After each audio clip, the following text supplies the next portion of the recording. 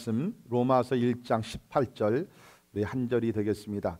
로마서 1장 18절 같이 우리 오늘 한 목소리로 읽도록 합니다. 시작.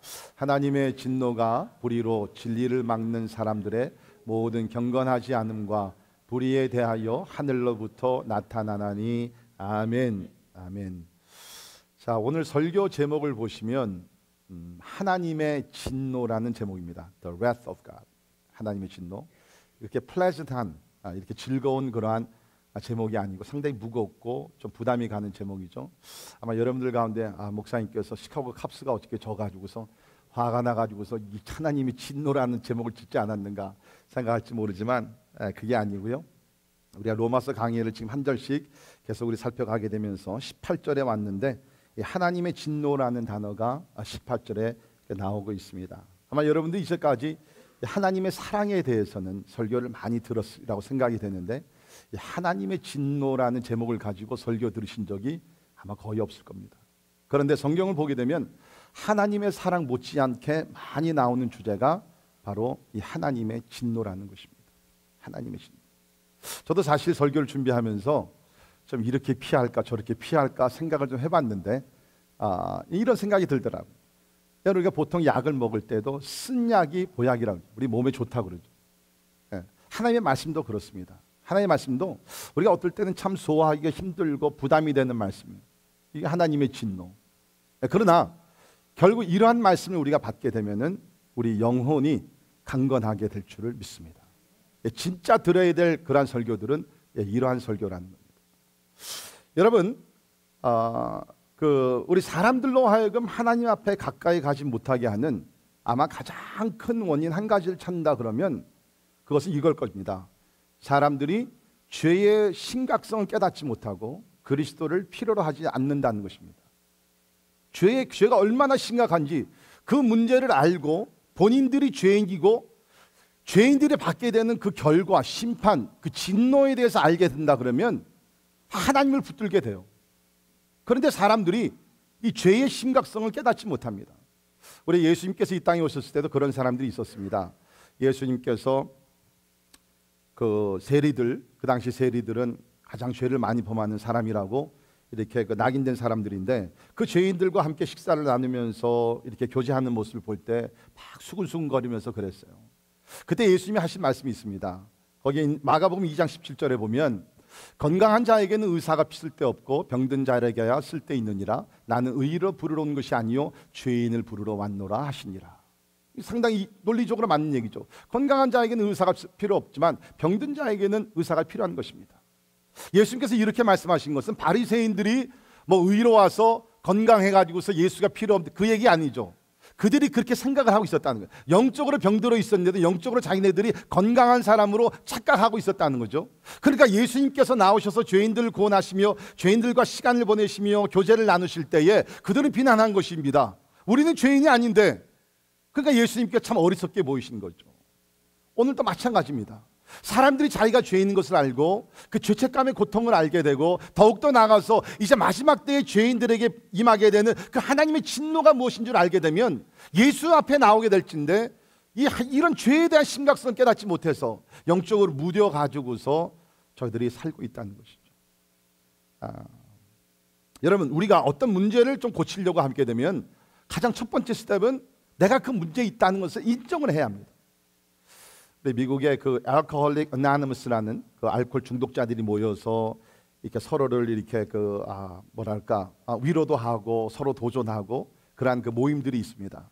근데 거기 가게 되면은 첫 번째로 하게 하는 것이 뭐냐면 내가 알코올 중독에 문제가 있다는 것을 인정하게 합니다.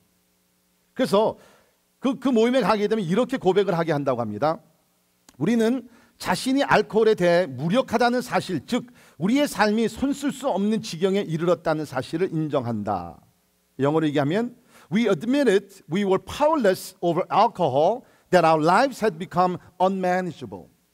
알코올 문제 때문에 나는 더 이상 내 삶을 어떻게 매니지할 수 없는 지경에 이르렀습니다. 라고 고백을 하게 하고 그때부터 이제 그룹 치료를 하게 된다는 것이죠. 마찬가지입니다.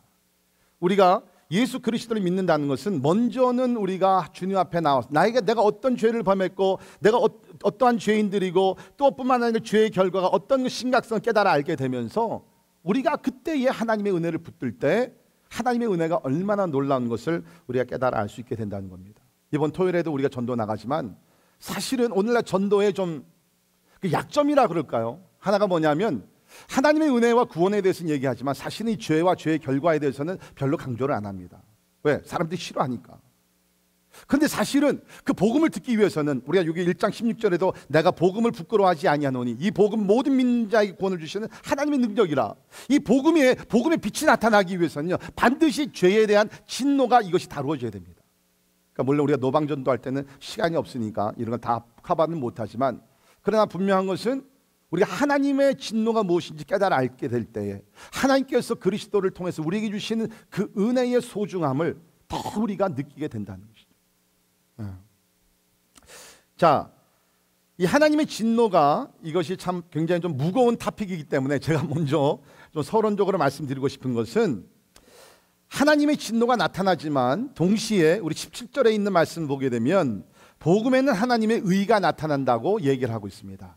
하나님의 진노가 죄를 향한 하나님의 진노가 나타나는데 먼저 나타나는 것이 뭐냐면은 또 동시에 나타나는 것이 뭐냐면 하나님의 의가 나타나가 있다는 거예요.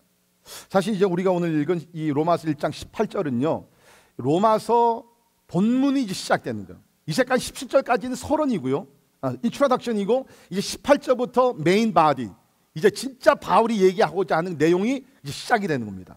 특별히 3장 20절까지는 이 바울이 본론에 들어가게 되면서 이 하나님의 진노라는 그런 주제를 먼저 다뤄요. 자, 그런데 여러분 우리가 특별히 바울 서신을 우리가 이해하기 위해서는 바울이 어떤 흐름 속에 문맥 속에서 이 주제를 다루고 있는가 그것을 여러분이 잘 아셔야 됩니다.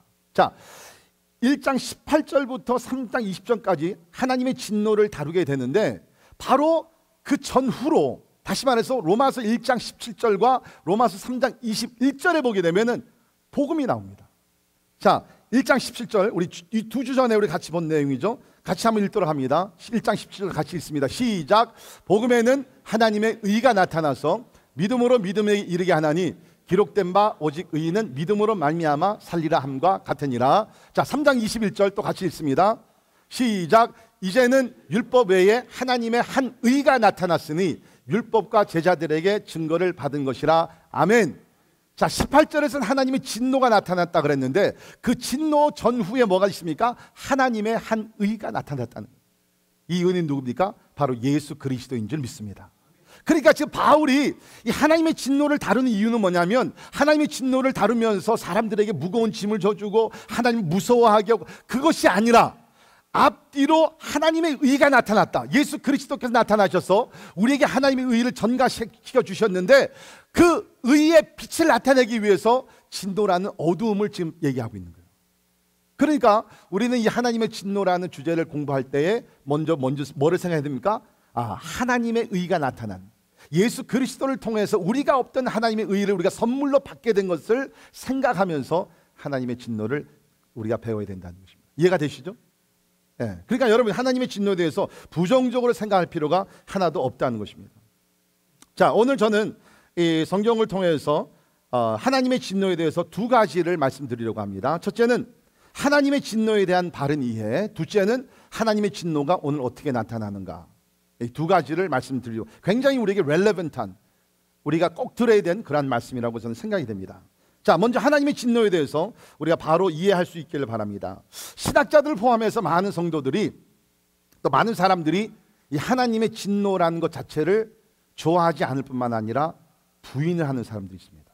특별히 1932년에 C.H. 다드라는 그러한 신학자가 있었는데요. 그는 하나님의 진노에 대해서 이렇게 정의를 내렸습니다. 들어보세요.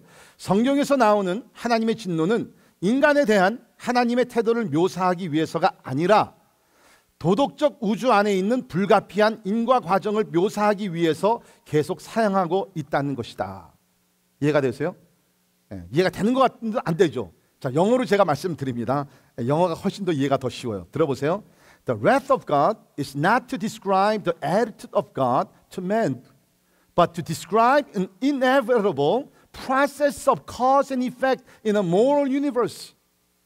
우리가 살고 있는 이 지구상에 이 하나님의 진노라는 것은 인간을 향한 하나님의 어떤 진노의 태도가 아니라 하나님은 그런 하나님이 아니기 때문에, 그러나 그냥 우주 가운데에서 어떤 원인과 결과에서 나타나는 그러한 현상 중에 하나일 뿐이다. 절대로 이것은 하나님께서 인간을 향한 태도가 될 수 없다라고 부인을 했습니다. A.T. 헨슨이라는 학자도 이렇게 설명을 했는데요.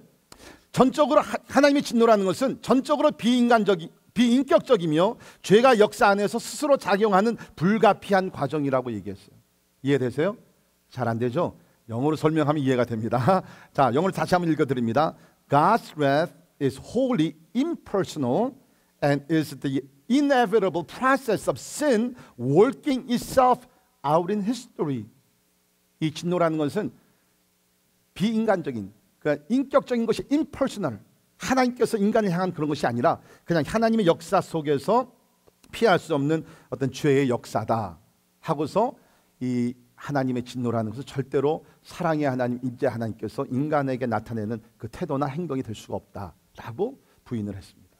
그런데 성경을 보게 되면 여러분, 하나님의 진노라, 오늘 가서 한번 여러분께서 구글 설치해 보십시오. 성경에 나타나는 The wrath of God이 얼마나 많이 나오는지. 수백 번이 나옵니다. 한두 번이 아니에요. 수백 번이 나온. 어떻게 우리가 이것을 부인할 수 있냐 말이죠. 자, 그런데 우리가 하나님의 진노라는 것을 생각할 때에 인간의 진노하고는 차원이 다릅니다. 여러분, 우리가 뭐 진노한다, 화를 낸다, 성을 낸다, 뭐 그렇게 할 때 대부분은 어느 경우에 여러분께서 이렇게 막 화를 냅니까? 우리 권석 집사님 뭐 절대로 화를 내지 않는 분 같지만 그래도 떠나가시죠. 마지막 한마디. 집사님 화를 낼 땐 주로 어느 때 화를 내요? 솔직하게. 상대방이 나를 못 믿고. 대부분의 우리 인간들이 화를 내고 분노하는 것은 뭡니까? 나의 프라이드에 어떤 데미지가 갔을 때.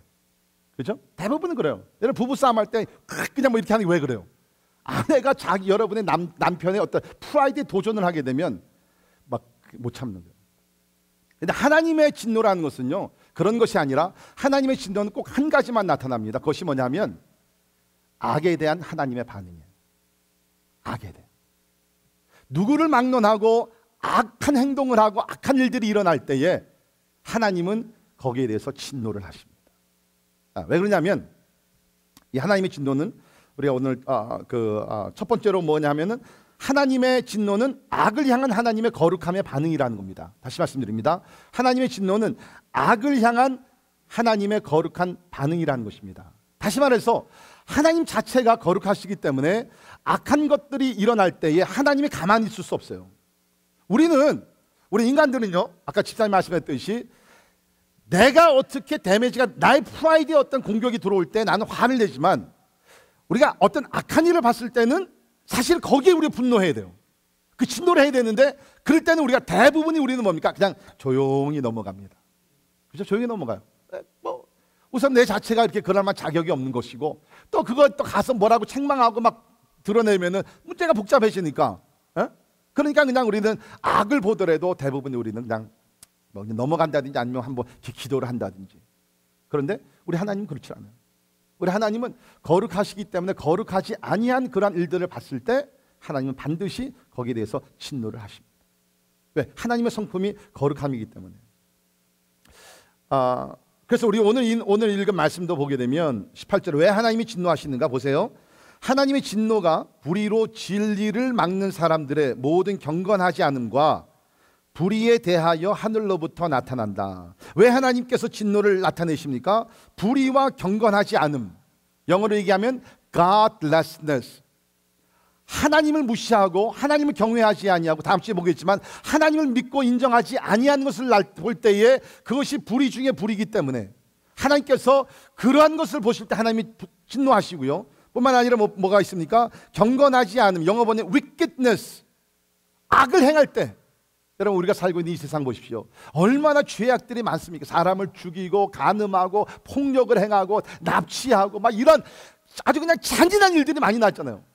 하나님께서 하늘에 계시면서 그것을 보시면서 진노하고 계시다는 거예요. 왜? 하나님이 거룩하시기 때문에.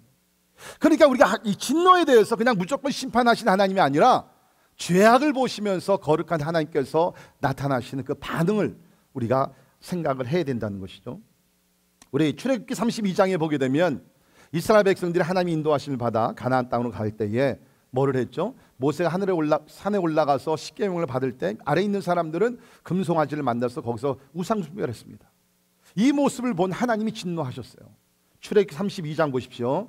32장 11절에 보면 그런즉 내가 하는 대로 두라. 내가 그들에게 진노하여 그들을 진멸하고 너를 큰 나라가 되게 하리라. 여러분 그렇지 않습니까? 하나님께서 이스라엘 백성들을 애굽에서 출애굽을 하게 하시고 지금 만나를 내려주시고 하나님께서 구름 기둥과 불 기둥으로 저들을 인도하시면서 전쟁에서 승리도 하게 하시고 모든 은혜를 주시고 계신데 저들이 하나님을 버리고 우상 숭배를 하니까 하나님이 진노 안 하시겠어요? 이게 바로 얘기하는 오늘 여기서 얘기하게 되는 모든 그 불의, 그 진노가 불의를 진리를 막는 사람들의 경건하지 않음과 불의에 대해서 경건하지 않은 godlessness, 하나님을 버린 것에 대해서 하나님께서 진노를 하신다는. 자, 두 번째 우리가 하나님의 진노에 대해서 생각할 수 있는 것은 첫째는 하나님의 거룩함이고요. 두 번째는 뭡니까? 하나님의 사랑의 일부분이라는 거예요. 진노와 사랑은 우리가 연결시키기가 힘들 것 같지만 사실은 뭡니까? 하나님이 진노하실 때마다 거기는 사실은 숨겨진 하나님의 사랑이 있어요. 자, 아까 이스라엘 백성들 얘기했지만 우리 이스라엘 역사를 보게 되면 사실은 이스라엘이 참 쉽게 얘기하면 그들은 망해도 100번 망할 수 있는 나라였습니다. 완전히 망하는. 왜 그러냐면 남달리 하나님께서 이스라엘이라는 나라를 택하셨고 형성을 하셨고 그 다음에 출애굽을 하게 하셨고 진짜 말 그대로 어머니 뱃속에서 태어나서 잘 자라게 하시면서 그 많은 은혜를 받은 나라 아닙니까? 그런데 어떻게 됐어요? 우상 숭배를 하게 되고 우리 요사이 새벽에 호세아서를 읽고 있지만은 하나님께서 남달리 많은 사랑과 그 은혜를 베푸셨는데 하나님을 버리고 우상 숭배를 하게 되고 그리고 어떻게 됩니까? 저들이 하나님을 떠나기로 생각을 합니다. 그리고 하나님을 완전히 떠나기로 They're determined to move away from God. 여러분 얼마나 그 마음이 아프겠어요. 하나님께서. 그러니까 하나님께서 이스라엘 백성을 완전히 버리시고 멸하셔도 할 말이 없는 그 상황입니다. 그런데 하나님 어떻게 하시죠? 호세의 전체적인 주제가 뭐예요? 하나님의 뜨거운 변하지 않는 버릴 수 없는 사랑이에요. 무조건적인 사랑이에요. 이스라엘 백성이 그렇게 결심하고 하나님을 떠났는데도 하나님은 이스라엘을 버리지 않습니다. 자, 그런데 거기서 하나님의 진노는 나타나요. 어떻게 나타나죠? 북왕국 이스라엘이 아수르의 점령을 받아서 포로로 끌려가고 남왕국 유다가 좀 남아있다가 결국엔 바벨론에게 또 침략을 받아서 70년 동안 포로 생활하게 됩니다. 이게 하나님의 진노를 하신 모습이에요. 여러분 말이 쉽지 70년 우리나라는 36년 동안 일본 아래 있었지만 거의 2배가 된 70년의 긴 세월을 그것도 사람 취급을 하지 않는 이방 나라에 가서 종살이를 하게 된 것이에요. 이게 얼마나 두려운 생각입니까? 그래 하나님은 이스라엘을 사랑하셨기 때문에 바로 잡기 위해서 뭡니까? 징계를 하시는 것이에요. 징계를 하시는 것이에요. 사랑하기 때문에. 여러분 우리 가끔 이제 부모들이 자녀들을 이렇게 키우면서 이렇게 진노할 때가 있죠. 왜 그렇습니까? 잘 되라고. 여러분 나쁘게 되라고 징계하고 채찍질하는 부모가 어디 있겠습니까? 잘 되라고. 그리고 뭡니까? 자기 친자식이니까 징계를 하는 거죠. 남의 집의 아이들은 그렇게 못합니다. 여러분 저도요 우리 교회에 지금 우리 주일학교 학생들이 많이 있지 않습니까? 뭐 날로 부흥하고 있어요. 얼마나 많은지 몰라요. 막 너무너무 귀엽고 아름답고 막 축복해주고 싶고 막 그러는데 이제 뭐 그럴 면이 있는가 하면 얘네들이 또 예배 끝나면 이곳저곳 숨어 다니면서 저 뒷방에다가 뭐 여기 막 점령을 하고 막 난리를 칩니다. 화장실에 가서 아지트를 만들고 뭐 제가 안 보는 것 같지만 다 알거든요. 최근엔 누가 그랬는지 여기 올라와가지고서 요거 이렇게 띄워 먹었더라고 또 이렇게. 제 생각이 처음엔 좀 저도 막 분노가 일어나더라고요. 근데 제 마음속에 요거 띈 녀석은 반드시 목사가 될 줄을 믿습니다.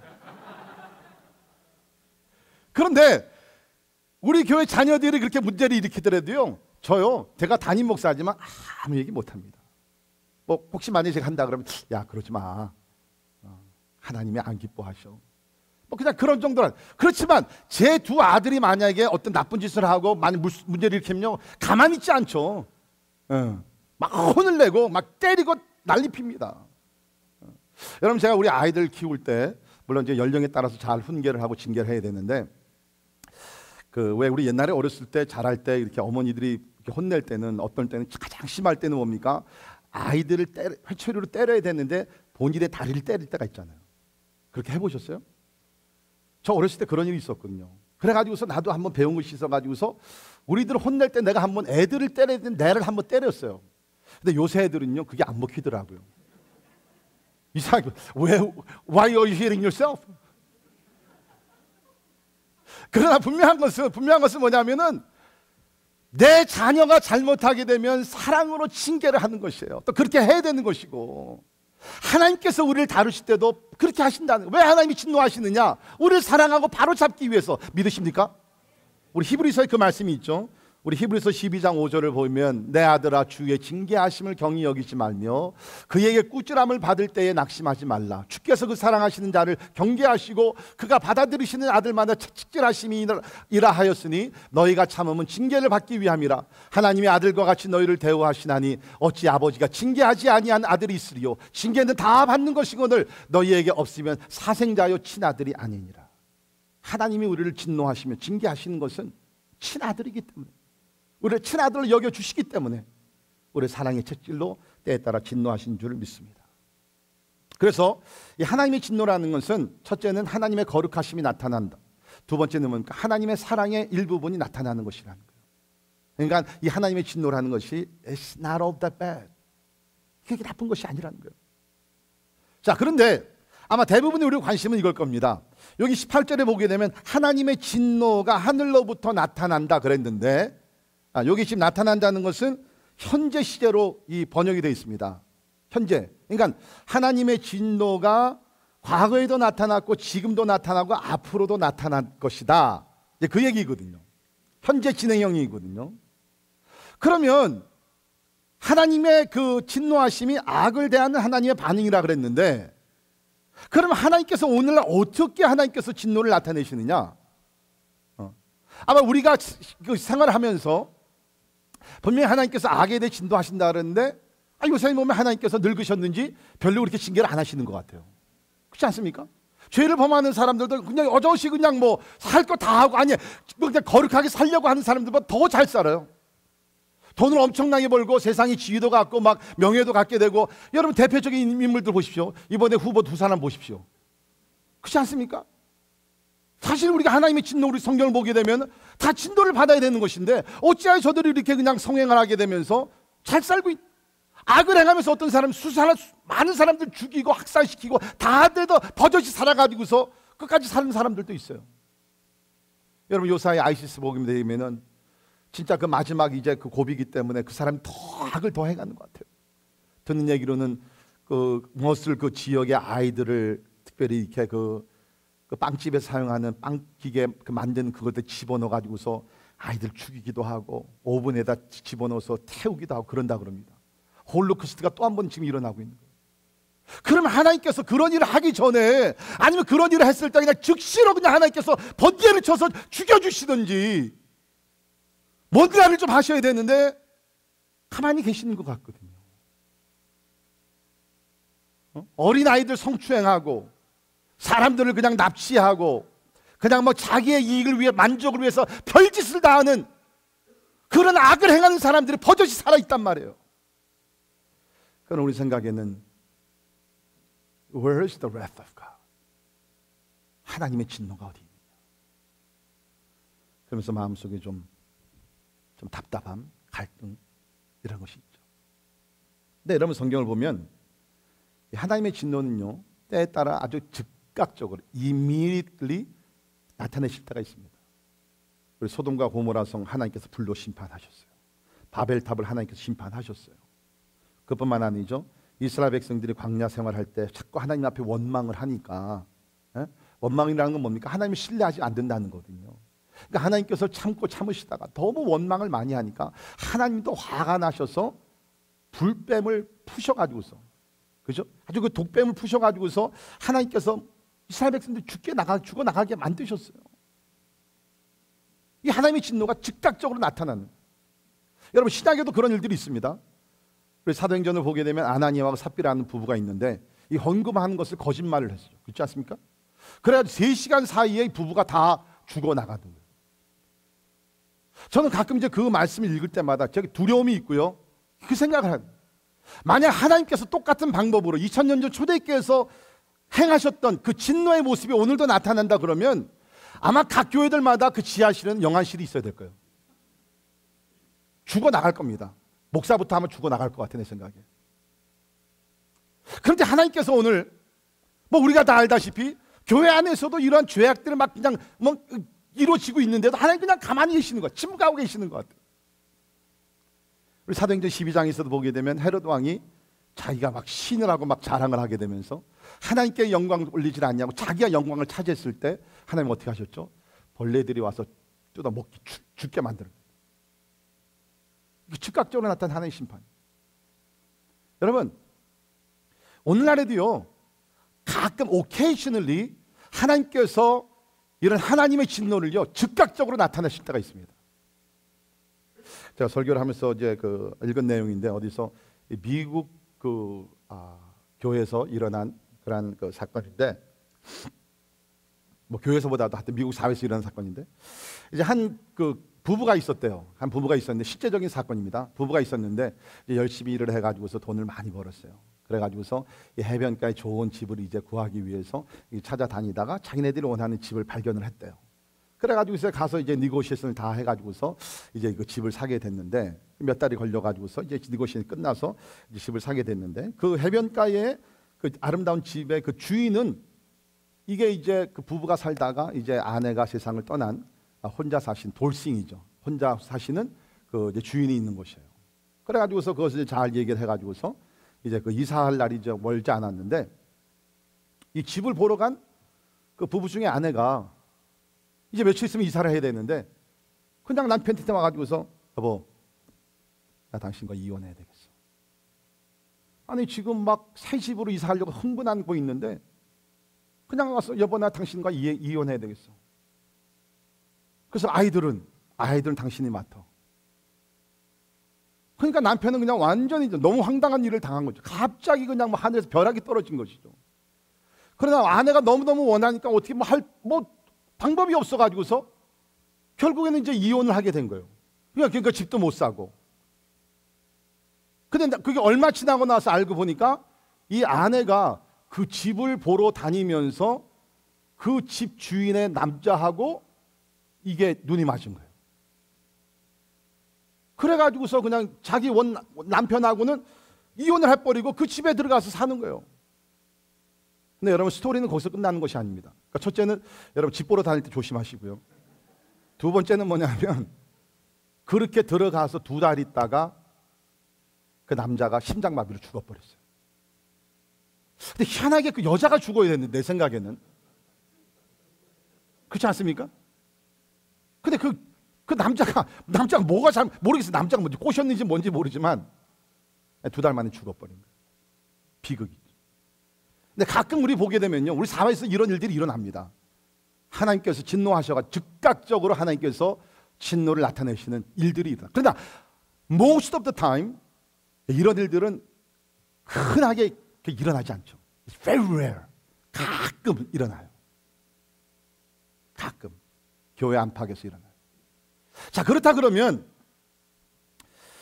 하나님의 진노가 나타난다 그랬는데 그러면 오늘날 우리 사회에서도 뭐 어떻게 나타나고 있느냐? 제가 뭐 성경 전체를 이렇게 뭐 설명하기 너무 시간이 많이 걸리고요. 로마서에서 말하고 있는 하나님의 진노, 하나님의 진노가 어떻게 나타나는지 몇 가지만 살펴보도록 합니다. 첫째는 이 우주적인 사람들의 죽음이 하나님의 진노를 나타냅니다. 그러니까 세상에 사는 모든 사람들이 죽음을 당하지 않습니까? 언젠가는 사고로 죽든지 아니면 나이가 먹어서 죽든지 그것이 하나님의 진노에 나타나시는 모습이라는 거예요. 자, 우리 로마서 우리 5장 15절에 있는 말씀 보면 그러나 이 은사는 그 범죄와 같지 아니하니 곧 한 사람의 범죄를 인하여 많은 사람이 죽었은즉 한 사람이 누구예요? 아담이죠. 아담의 죄로 인한 범죄를 인하여 많은 사람이 죽었다는 거예요. 그러니까 영적인 죽음과 육적인 죽음 두 가지를 다 포함시킨 것 같습니다. 더욱 하나님의 은혜와 쭉 읽다가 중간에 보면 또 이 선물은 지금 이제 예수 그리스도와 아담을 비교해서 얘기하는 것인데 그 내용은 다음번에 우리가 2장에 가서 배우기로 하고요. 우선은 범죄한 한 사람으로 말미암은 것과 같지 아니하니 심판은 한 사람으로 말미암아 정죄에 이르렀다. 더욱더 그 밑으로 내려가면 한 사람의 범죄로 말미암아 보세요. 사망이 육신의 죽음을 얘기합니다. 한 사람의 범죄로 말미암아 사망이 그 한 사람을 통하여 왕노릇하여서 모든 사람들에게 미쳤다는 것이죠. 그러니까 아담 후의 모든 자손들은 뭡니까? 이 사망을 경험하게 된 뭐 때문에? 죄 때문에. 이 죄가 사망을 불러오게 된 것이라는 것이죠. 이것이 하나님의 진노의 한 모습이라는 것입니다. 자, 두 번째 하나님의 진노는 어떻게 나타나느냐? 역시 우리가 당하는 고통과 허무함 그리고 불행이 하나님의 진노를 나타냅니다. 고통과 허무함 그리고 불행이 하나님의 진노를 나타낸다는 거죠. 자, 로마서 8장 18절을 보시면 생각하는데 현재의 고난은 장차 우리에게 나타날 영광과 비교할 수 없다. 미래의 영광이 있지만 현재는 고난을 우리가 당하고 있죠.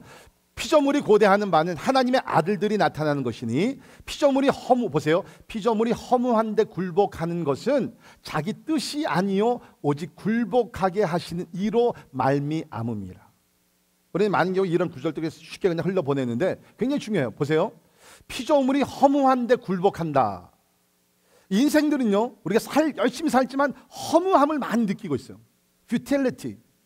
우리 솔로몬 왕을 보게 되면 그 많은 것을 다 소유하고 누리었고 쾌락을 누리며 모든 것을 다 했지만 결국에는 뭡니까? 헛되도다.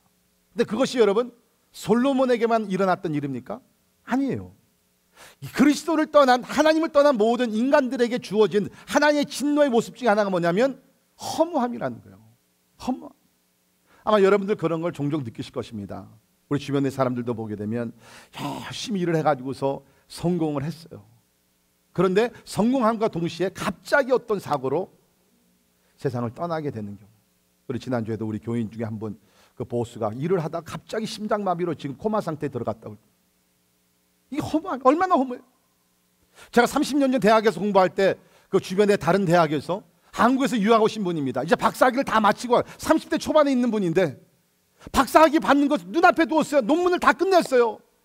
그런데 아무렇도 말 그대로 뼈만 남아가지고서 세상을 떠났어요.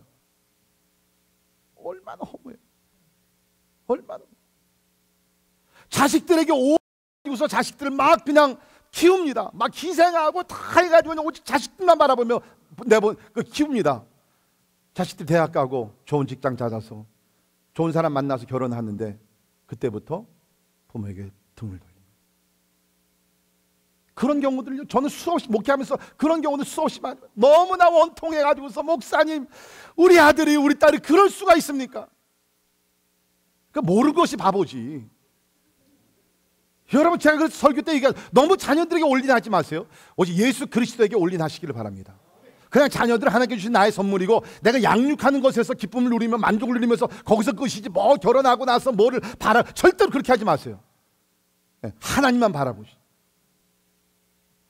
그 세상이요 좋은 세상 아름다운 인생 같지만 저도 그러면 얼마나 좋겠습니까?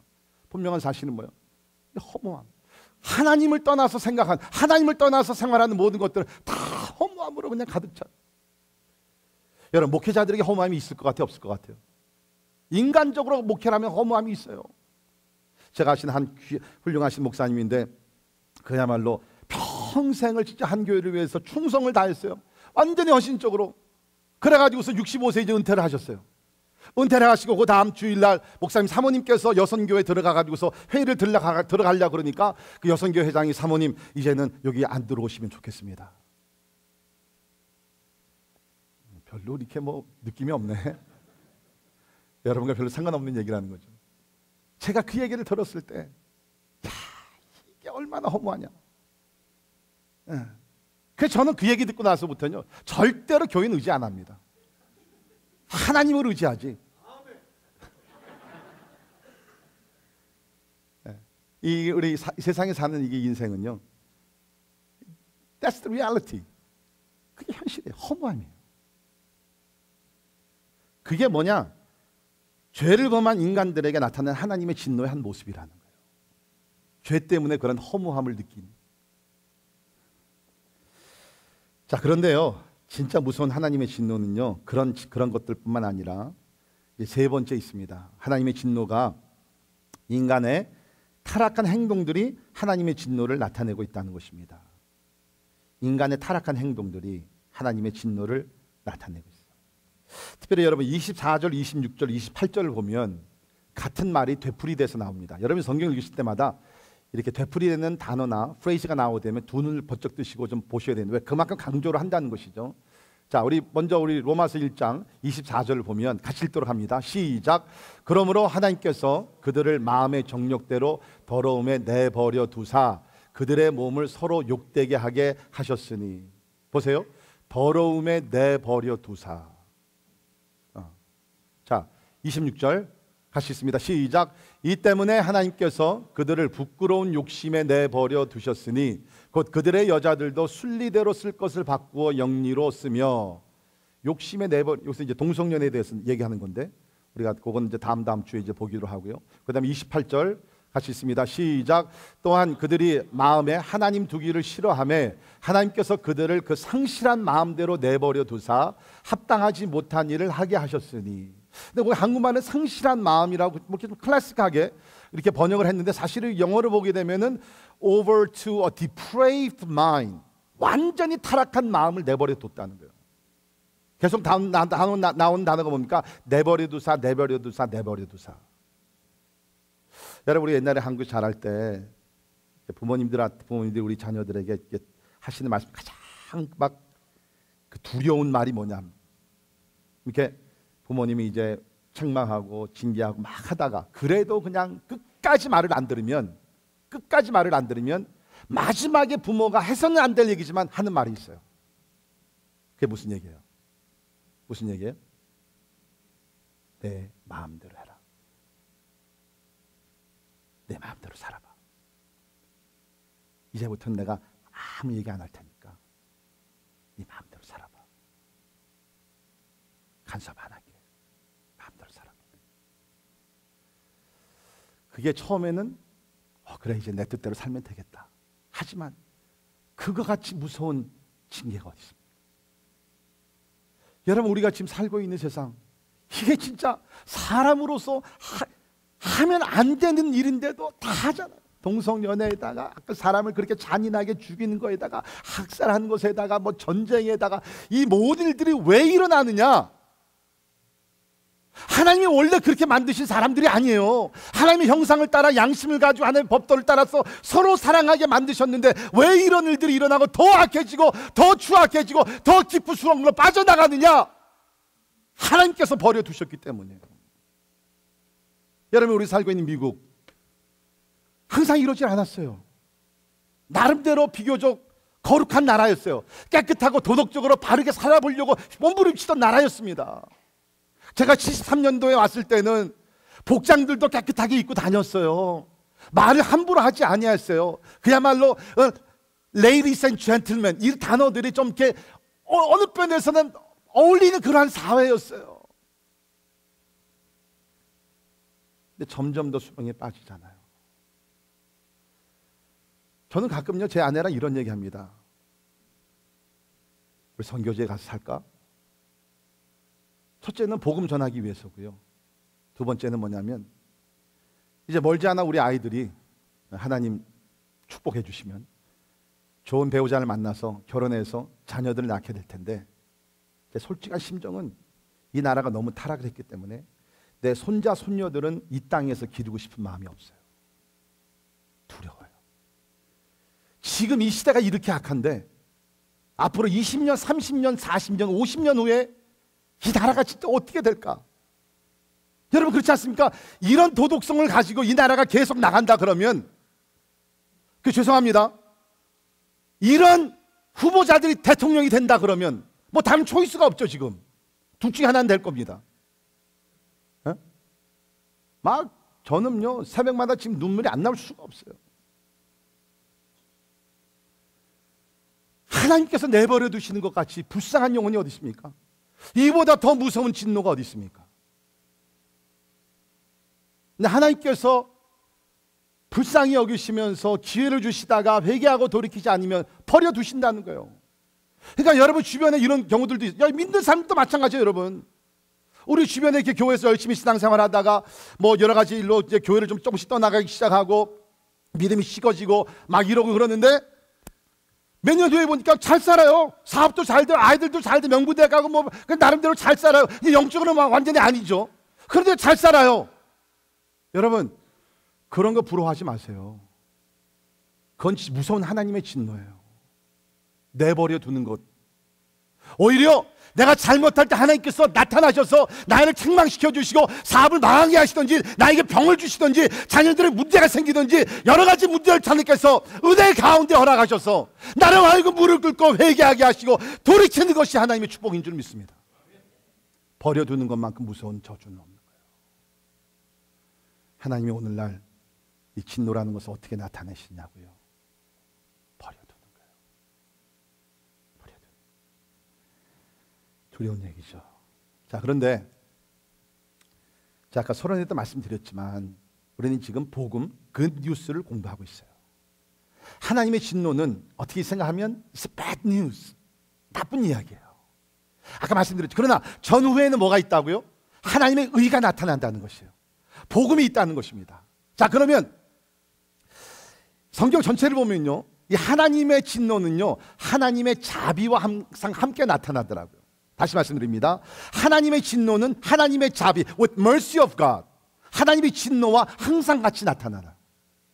자, 그러면 짧게, 그러면 믿지 아니하는 자들에게는 하나님의 자비가 진노와 함께 어떻게 나타나느냐? 자, 우리 로마서 2장 4절 5절 잠깐 봅니다. 여기 보시면 혹 내가 하나님의 인자하심이 너를 인도하여 회개하게 하심을 알지 못하여 그의 인자하심과 용납하심과 길이 참으심이 풍성함을 멸시하느냐? 다만 내 고집과 회개하지 아니한 마음을 따라 진노의 날 곧 하나님의 의로우신 심판이 나타나는 그날에 이 말 진노를 내게 쌓는도다. 이 말은 지금 무슨 얘기냐면 바울이 말을 쓰게 되면서 바리새인들과 같이 율법주의에 빠져서 이방인들을 정죄하며 이방인들에게 구원이 없다고 생각하는 잘못된 신앙관을 가진 사람들을 지금 얘기하는 거예요. 도전하는 거예요. Don't you know? 너희들이 무시하고 버리고 인간 취급도 하는 이방인을 하나님께서 얼마나 사랑하시고 지금도 회개하기를 하나님 기다리시는데 왜 그 사람들을 너희들은 앞으로 하나님께서 구원하실 그 자녀들로 왜 보지 못하느냐? 오히려 너희들 같이 영적으로 교만한 사람들이 하나님의 진노의 심판을 받는 것을 알지 못하느냐? 지금 바울이 그 얘기하는 거거든요. 그러니까 여기서 내용은 뭡니까? 하나님은 아직 믿지 않는 자들에게도 한편으로 하나님의 진노가 나타나지만 하나님은 저들이 빨리 회개하고 돌이킬 수 있도록 자비의 날을 아직도 허락하고 계시는 줄 믿습니다. 사도행전 14장 17절에 보게 되면 바울이 1차 선교를 하게 되면서 이런 얘기를 했습니다. 그러나 자기를 증언하지 아니하시는 것이 아니니, 다시 말해서 하나님이 자기를 증언한다는 거예요. 믿지 않는 세계 가운데서, 이방 나라들 가운데서 그 여러분에게 하늘로부터 비를 내리시며 결실기를 주시는 선한 일을 하사 음식과 기쁨으로 여러분의 마음에 만족하게 하셨느니라. 그러니까 믿지 아니하는 그 지역, 지금 르스트라에 들어가서 복음을 전하고 있는데 저들에게 증거하는 뭐냐? 당신들이 아직 하나님을 모르지만 하나님은 당신들에게 하나님의 증거를 나타내십니다.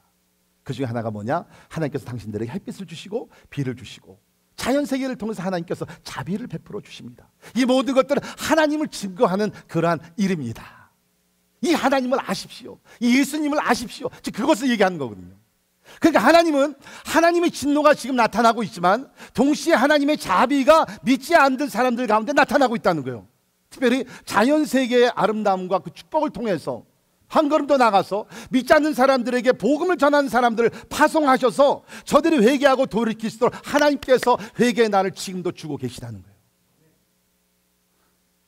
이게 하나님의 자비, 하나님의 진노입니다. 그러나 하나님의 자비가 함께 나타나서 하나님은 저들도 우리와 같이 예수 믿어 구원받기를 원하신다. 자, 그러면 하나님의 이러한 진노하신 그 자비가 우리 믿는 사람들 가운데는 어떻게 나타났냐? 대부분 여러분이 믿는 사람들인데, 자, 그러면 하나님의 그 자비가 어떻게 그러면은 우리들 가운데 나타나고 있느냐? 첫째는 하나님의 의가 진노 가운데 나타나고 있습니다. 우리 17절에 있는 말씀이죠. 자, 우리 17절 여러분 성경을 보시면서 같이 한번 크게 읽도록 합니다. 시작. 복음에는 하나님의 의가 나타나서 믿음으로 믿음에 이르게 하나니 기록된 바 오직 의인은 믿음으로 말미암아 살리라 함과 같으니라. 아멘.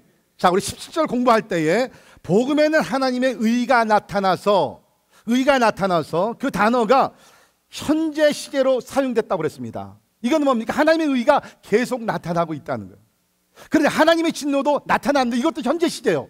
하나님의 진노도 계속 나타나고 있어요. 자, 우리가 죄를 범할 때마다 하나님의 진노가 나타나서 우리를 치셔야 되는데 왜 우리가 구속을 받느냐? 그것은 하나님의 의가 계속해서 나타나서 하나님의 진노가 우리에게 임하지 못하도록 우리를 용서하시는 자비로 품어주신다는 겁니다. 할렐루야. 제가 말씀드렸잖아요. 하나님의 의는요, 우리가 예수 믿을 때만 필요한 것이 아니라니까요. Even today 하나님의 의가 나타나기. 여러분, 우리 지난주도 죄 많이 지셨잖아요. 동의하세요? 동의하시죠? 저를 다 죄를 졌어요. 만약에 하나님께서 하나님의 공의와 진노로만 우리를 다스린다 그런다 그러면 우리는 죄를 범할 때는 그냥 계속 맞아야죠. 살아남을 사람이 없어요. 그런데 우리가 죄를 범할 때도 하나님 앞에 회개하는 마음으로 주의 얼굴을 구하며 용서를 구하면 뭐가 나타나요? 하나님의 의가 나타나서 우리를 보호하심으로 하나님의 진노를 막아주신다는 거예요. 저는요, 이 로마서를 여러분과 함께 공부하게 된 것이 얼마나 감사한지 몰라요. 제가 그전에도 깊이 깨닫지 못하는 그러한 진리들을 지금 많이 배우고 있습니다. 십자가가 그렇게 아름답고요, 매일같이 나의 삶 속에서 흐르는 예수 그리스도의 의, 이것이 얼마나 놀라운지. 데살로니가전서 5장 9절을 보시면 같이 있습니다. 이거 여러분 꼭 기억하세요. 너무 중요한 말씀. 같이 있습니다. 시작. 하나님이 우리를 세우심은 노하심에 이르게 하심이 아니요 우리 주 예수 그리스도로 말미암아 구원을 받게 하려 심이라. 아멘. 하나님께서 우리를 세우심, 하나님께서 우리 자녀를 삼으심은 노하심에 이르게 하심이 아니요. 어떤 영어 성경에서는 그 destiny라는 단어를 썼어요. 우리의 운명이, 우리의 종착역이 하나님의 진노가 아니라는 거예요. 예수를 안 믿는 사람들은 그들의 종착역이, 마지막이 뭐예요? 데스티니가 뭐예요? 하나님의 진노예요. 근데 우리는 그것이 아니요, 오직 우리 주 예수 그리스도로 말미암아 구원을 받게 하려 하심이라. 아멘. 하나님의 진노 두려워하지 마세요. 예수를 믿었다 그러면 여러분, 하나님께서 은혜 가운데 장차 일어날 모든 진노에서 우리를 구원하실 줄 믿습니다. 자, 두 번째, 예수를 믿는 사람들에게는 진노 가운데 하나님의 자비가 어떻게 나타나느냐? 죽음의 의미를 바꿔주십니다. 제가 아까 말씀드린 대로 하나님의 진노가 사망이라는 것을 나타났다 그랬는데, 이제 예수를 믿는 사람들, 우리도 나이가 되게 먹고 뭐 죽을 때가 있죠. 사고로도 죽을 때가 있지만 우리들에게는 그 죽음이라는 것이 더 이상 정죄가 아니고 지옥으로 가는 문이 아니라 이제는 죽음이라는 것이 뭡니까? 천국으로 낙원으로 들어가는 새로운 문이 된 줄을 믿습니다. 자, 고린도전서 15장 55절에 보시면요, 사망아 너의 승리가 어디 있느냐? 사망아 내가 쏘는 것이 어디 있느냐? 사망이 쏘는 것은 죄요, 죄의 권능은 율법이라. 우리 주 예수 그리스도로 말미암아 우리에게 승리를 주시는 하나님께 감사하노니. 이제는요, 사망이 우리를 막노를 못해요. 우리가 죽는 것을 믿지 않는 사람들이 그 안타까움 속에서 죽기 싫어서 죽는 그 죽음이 아니라 이제 우리는 낙원으로 들어가는, 천국으로 들어가는 문이 되기 때문에 성경에 뭐라 합니까? 그리스도 안에서 죽는 자는 복되도다. 믿으십니까? 우리에게는 이제 죽음이요, 두려움이 아니에요, 어둠이 아니에요. 이제는 믿는 자들에게는 천국으로 들어가. It's a gateway to heaven. 그래서 우리는 성도들이 죽을 때도 감사의 찬양을 할 수 있는 것이죠. 감사의 찬양. 왜? 하나님 나라로 들어가는 문이 열렸으니까. 사망의 권세를 짓밟았으니까. 죽음의 개념을 하나님께서 바꿔주셨다. 세 번째, 허무함과 고통은 이제는 거룩한 삶의 도구가 되었다는 것입니다. 예수를 믿지 않는 사람들은 아까 제가 말씀드렸잖아요. 하나님의 진노가 나타나는 방법 중에 하나가 이 허무함, futility. 거기서 빠져나올 수가 없어요. 하나님께서 그렇게 하셨다 그랬거든요. 그래서 예수 그리스도 안 믿는 사람들에게는 이제는 더 이상 허무한 인생이 아니라 가치 있는 인생인 줄 믿습니다.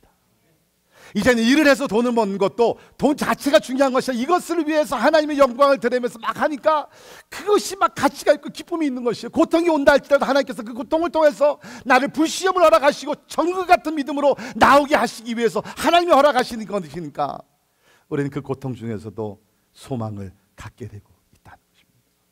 그래서 사도 바울은 뭐라고 얘기했습니까? 로마서 8장 28절에 같이 있습니다. 시작. 우리가 알거니와 하나님을 사랑하는 자 곧 그의 뜻대로 부르심을 입은 자들에게는 모든 것이 합력하여 선을 이루느니라. 아멘. 아멘. 우리에게는 더 이상 허무함이 없어요. 허무함이 왕노를 못하고요, 고통 자체가 우리 왕노를 하는 것이 아니라 모든 일에 합력하여 선을 이루신 하나님의 놀라운 섭리가 우리를 주장함을 믿습니다. 허무함에서 자유를 시켜주셨다는 거예요. 혹시 여러분들 가운데 아직도 예수 그리스도를 개인적으로 만나지 않아서 여러분이 살면서 허무함을 느끼면서, 그렇죠? 세상 노래를 부르면서 자꾸 허무함 속에 깊이 빠져가시는 분들, 여러분 왜 사람들이 오늘날 우울증에 이렇게 많이 빠집니까? 허무함이니까. 그렇죠? 허무하니까 그냥 살아보니까 그냥 허무해 가진 것이 없어요. 그러니까 그냥 우울증에 빠지는 거예요. 그러나 예수 그리스도 안에 있으면은 그 허무함에서 자유함, 그래서 우리가 의미 있는 그러한 삶을 살게 된다는 거예요. 그래서 여러분이 예수를 믿어야 돼요. 네. 예수님은 우리에게 그야말로 진짜 아름다운 인생을 주시는 하나님이 되시기 때문에. 마지막으로 하나님이 믿는 자들에게는 진노 가운데서 하나님의 자녀가 그 자비가 어떻게 나타나느냐? 마지막 날 하나님의 진노에서 구원을 받게 됩니다. 여러분, 하나님의 진노는 지금도 나타납니다. 그러나 진짜 제일 무서운 하나님의 진노는 마지막 날이에요. 요한계시록에 보십시오. 얼마나 무섭습니까? 지구의 3분의 1이 불에 타고 막 엄청난 그런 재해를 받아가지고서 다 죽어나가게 되는 그 고통의 날이 마지막 날의 진노예요. 그런데 우리를 하나님께서 그리스도 예수 안에서 그 진노의 날에서 구원시켜 주셨다는 거예요. 우리 로마서 5장 9절 읽으면서 오늘 설교 마치도록 합니다. 같이 읽겠습니다. 시작. 그러면 이제 우리가 그의 피로 말미암아 의롭다 하심을 받았으니 더욱 그로 말미암아 진노하심에서 구원을 받을 것이니 아멘. 제가 로마서 시작하면서 이 말씀을 설명드렸죠. 예수의 피로 말미암아 의롭다 하심을 이미 받았어요. 이거 과거예요. We're justified by God when we accepted Christ. 그러나 더욱 그로 말미암아 진노하심에서 구원을 받을 것이니, 그렇죠? Shall we be saved from the God's wrath through Him? 이건 아직 일어나지 않은 것이죠. 하나님의 진노의 날이 앞에 있어요. 그러나 예수 그리스도를 믿는 자들 그 진노의 날에서 구원을 받게 될 줄 믿습니다. 그래서 우리는 복음을 전해야 돼요. 왜? 예수를 믿지 아니하면 그냥 종교의 차이가 아니에요. 나는 그리스도인이고 저 사람들은 뭐 불교인이고 그 차이가 아니에요. 결국에 가서는 뭡니까? 하나님의 진노를 받아서 멸망을 하느냐, 아니면 진노에서 구원을 받느냐. 여러분, 오늘날도 하나님의 진노가 나타나는 거 얼마나 무서워요. 그런데 마지막 날 하나님의 진노 얼마나 더 무섭겠어요. 그 진노에서 구원하신 하나님의 은혜 감사하시고, 아직 하나님의 구원에 들어오지 못한 영혼들 우리가 빨리 나가서 생명의 복음을 전파해서 많은 영혼들 주님 앞에 인도하는 그리스도의 증인들이 되기를 주의 이름으로 축원합니다. 기도하겠습니다. 하나님, 참 감사합니다. 참 우리 모두는 많은 죄를 범합니다. 또 인류가 많은 죄를 범합니다. 하나님은 거룩하시기 때문에 죄에 대해서 하나님의 진노를 나타낼 수밖에 없지만, 하나님은 그 가운데서도 우리를 불쌍히 여기셔서 하나님의 자비를 허락하여 주시사 믿지 아니하는 자들과 특별히 믿는 자들에게 자비를 주셔서 하나님의 진노가 나타남과 동시에 하나님의 의가 나타나서, 하나님 감사합니다. 하나님의 의가 나타나서 우리로 하여금 진노를 받지 않게 하시고, 예수께서 우리 대신 진노의 심판을 받으시사 이제는 예수 그리스도를 믿는 모든 자들에게는 하나님의 진노가 아니요 하나님의 평강이요 구원이요 영생이요 하나님 나라를 선물로 주시면 인하여 감사합니다. 하나님, 늘 우리가 이 하나님의 사랑을, 축복을 기억하며 감사하게 도와주시고, 또 우리가 행여나 우리가 신앙생활을 하면서 때 하나님께서 우리를 사랑하셔서 사랑의 채찍질을 하실 때 오히려 그것 때문에 낙심하지 말게 도와주시고 감사하는 성숙한 그리스도인들이 되게 하여 주시옵소서. 감사와 영광을 주께 드리며 존귀하신 예수님 이름으로 간절히 기도하옵나이다. 아멘. 다 일어나셔서 찬양하십니다.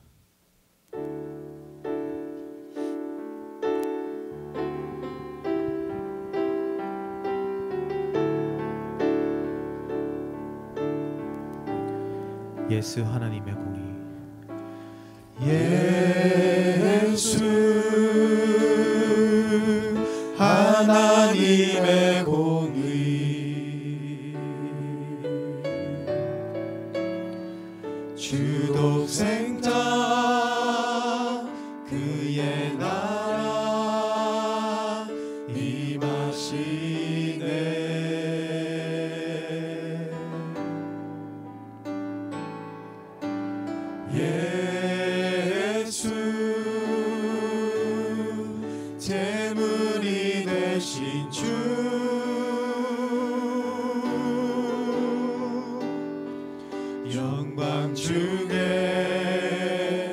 그의 나라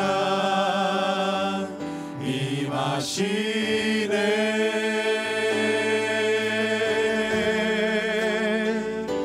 주의 나라 영원하며 그의 영광 무궁하리. 왕의 위엄과 능력이 이제 임하였으니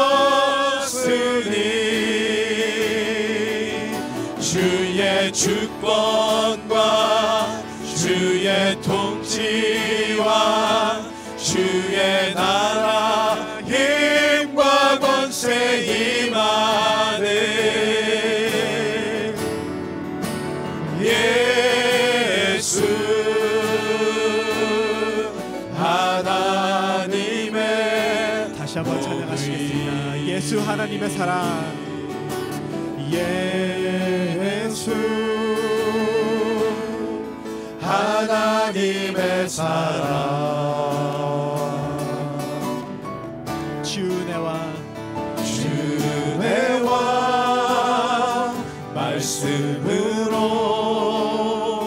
나타나네. 예수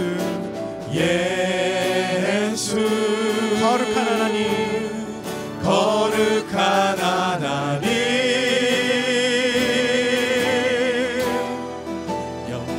영광 주게 그의 나라 임하시네.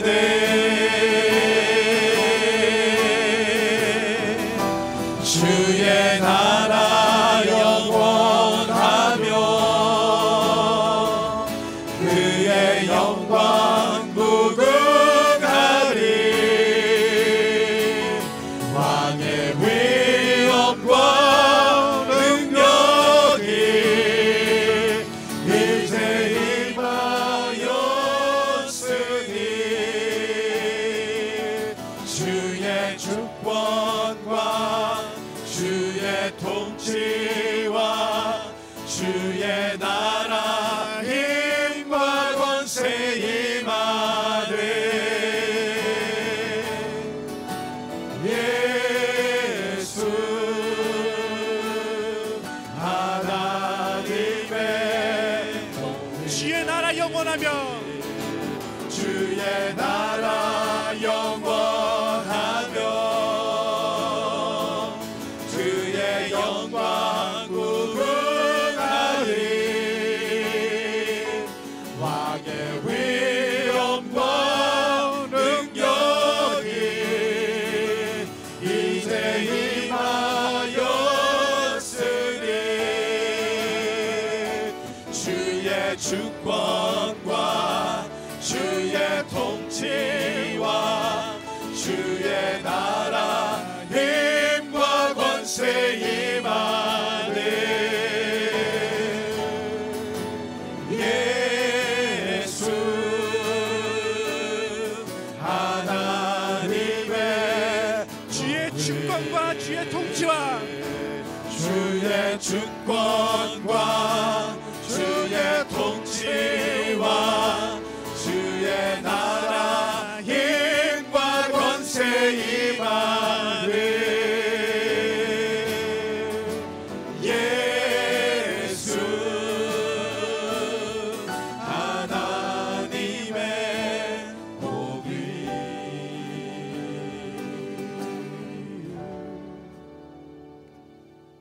여러분, 우리 로마서 1장 16절을 보면 바울이 이렇게 고백했죠.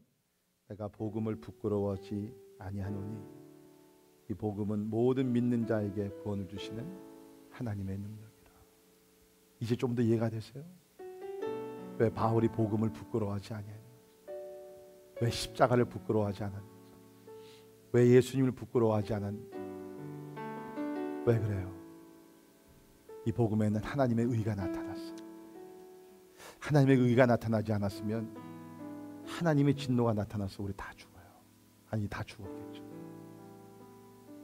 이 복음에는 하나님의 의, 예수 그리스도가 나타나서 우리 진노를 받으시고 심판을 받으시고 예수를 부르는 자들 진노에서 구원하심을 믿습니다.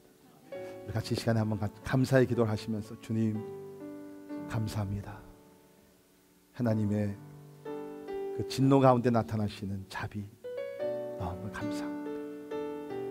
이것이 과거뿐만 아니라 오늘도 계속 하나님의 은혜가 계속 나타나기 때문에 내가 죄를 범해서 하나님의 진노를 받아야 되지만 하나님의 의가 더 강하기 때문에 하나님의 의가 우리 진노를 멈추게 하고 우리를 구원하고 마지막 날 그 무서운 진노에서도 우리를 구원하신다고 약속하시니 감사합니다. 감사하는 기도와 동시에 우리가 예수를 증거해야 돼요. 예수 믿지 않는 자는 하나님의 진노 가운데 지금 있고요, 마지막 날 그 무서운 진노를 받게 됩니다. 그러면 안 되잖아요. 주님, 하나님의 진노의 날이 임하기 전에 이 예수 그리스도 복음을 증거하여 저들 삶 속에 하나님의 의가 나타나는 축복이 임하게 하여 주옵소서. 우리 간절한 마음으로 감사와 또 사명을 위해서 우리 통성을 한번 같이 기도하겠습니다. 아버지 하나님 아버지 주님 앞에 나갑니다. 주님 아버지 하나님의 간절히 기도합니다. 주님 아버지 하나님 하시기를 간절히 기도하옵구나. 하나님이 아버지 하나님 하시기를 간절히 주님 아버지 하나님 하늘에 내려오시고 우리 하나님이 아버지 도와주시기를 간절히 기도합니다. 주님 아버지 하나님 아버지를 불쌍히 여시고 하나님이여 아버지 하나님의 같이 하시기를 간절히 하나님 아버지 하나님 하나님의 하시기를 간절히 주님 아버지 하나님 하나님 아버지 우리 하나님이여 아버지 하나님 하나님을 불쌍히 여시기를 간절히 기도하고 하나님 아버지 하나님의 이해하시고 주님 아버지 또 우리 복음의 사명을 갖고 우리도 마음과 같이 복음을 부끄러워하지 말게 도와주시고 때를 얻든지 못든지 나가 복음을 증거하여 하나님의 생명의 말씀을 증거하여 더 많은 영혼들 주 앞으로 인도하는 하나님의 자녀들이 될 수 있도록 인도해 주시기를 간절히 기도하옵소서 합니다. 또 하나님을 찬양하며 경배합니다. 주님 아버지 하나님 하나님 역사하시고 하나님을 도와주시기를 간절히 기도합니다. 하나님이여 도와주시기를 간절히 기도하옵소서. 할렐루야 찬양합니다. 주의 나라 영원하며 주의 나라 영원하며 주의 영광 무궁하리 왕의 위엄과 능력이 이제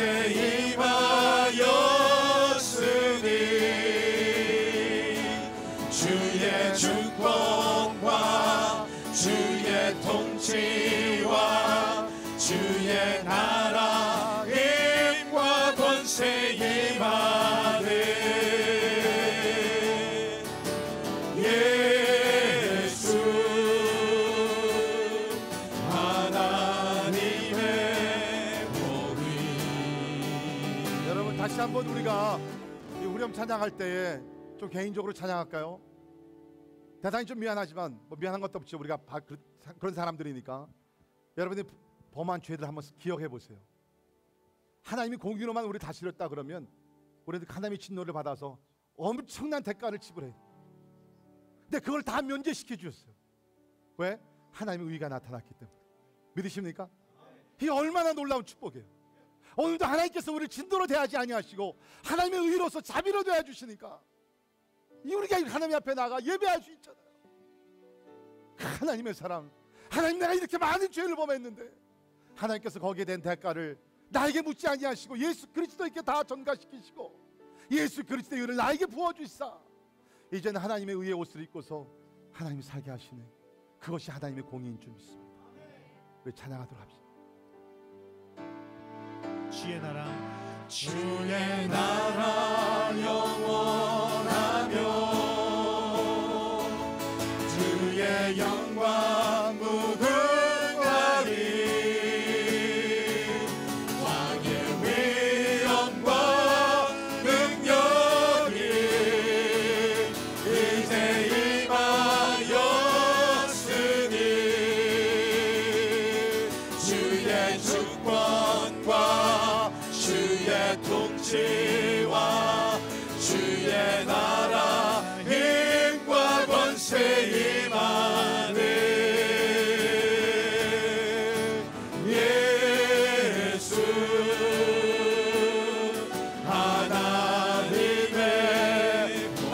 찬양합시다.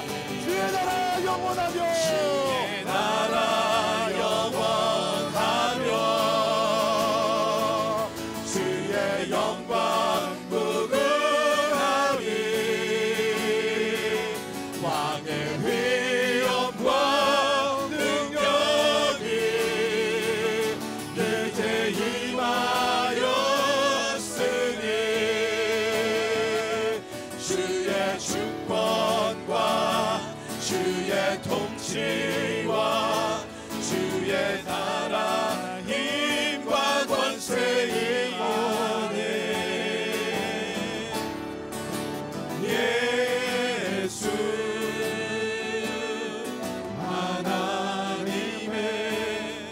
예수 하나님의 공의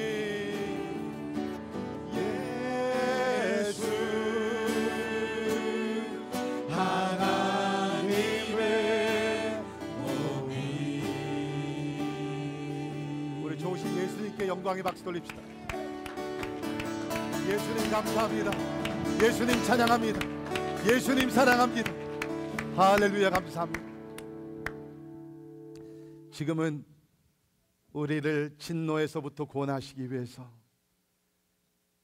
이 땅에 내려오셔서 우리가 받아야 될 죄의 심판을 다 받으시고 십자가에서 고난을 받으시고 죽으시고 3일 만에 부활하시고 부활의 모습을 많은 제자들에게 보이시며 오늘도 살아계셔서 하나님 우편에 우리를 위해서 오늘도 중보하시는 우리 주 예수 그리스도의 은혜와 하나님의 무한하신 영원하신 사랑과 성령님의 감화 감동 역사 충만 교제하심이 이제 하나님의 진노에 대해서 바로 이해하고 진노 가운데 나타난 하나님의 자비, 하나님의 진노가 나타나지만 하나님의 의가 나타난다는 하나님의 복음을 듣고 감사하며 또 사명의식을 가지고 나아가는 우리 사랑하는 모든 성도들 머리 위에 지금부터 영원까지 함께 하시기를 주님의 이름으로 간절히 축원하옵나이다. 아멘.